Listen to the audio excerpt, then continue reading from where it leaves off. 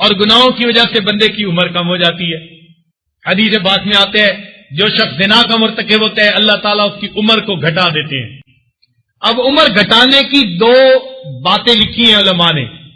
ایک تو یہ کہ فزیکلی عمر گھٹ جاتی ہے، اللہ تعالیٰ 100 سال کی بجائے اس کو 70 سال کی عمر کے لے آتے ہیں، عمر کی یعنی گھٹا دی گئی۔ اور ایک علماء نے اس کا ترجمہ یہ کیا کہ انسان کی افیکٹو عمر گھٹا دی جاتی ہے۔ کیا مطلب؟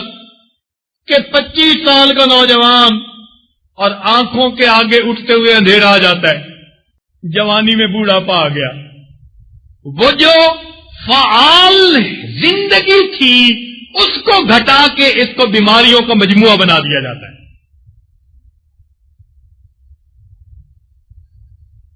آج کل تو ایک 16 سال کا لڑکا میرے پاس آیا، حضرت لو بیک کی پین ہے، مجھ سے چلا نہیں جاتا۔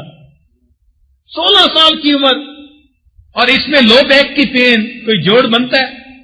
ایسے لگتا ہے کہ بیچارے بچے تھے اور بچپن کے بعد بڑھاپا آ گیا، جوانی انہوں نے کبھی دیکھی ہی نہیں ہے۔ یہ گناہوں کا وبال ہوتا ہے۔ اور گناہوں کا ایک اور وبال کیا ہے کہ گناہ کرنے والے کو دشمنان خدا کے ساتھ مشابہت ملتی ہے، اللہ کے دشمنوں سے مشابہت ہو گئی۔ اور گناہ کرنے والے کے لیے حدیث پاک کے مطابق اللہ تعالی کی مخلوق ایسے بندے کے لیے لعنت برسا رہی ہوتی، فرشتے بد دعا کر رہے ہوتے ہیں اور اللہ تعالیٰ شیطان کو ان کے اوپر مسلط فرما دیتے ہیں۔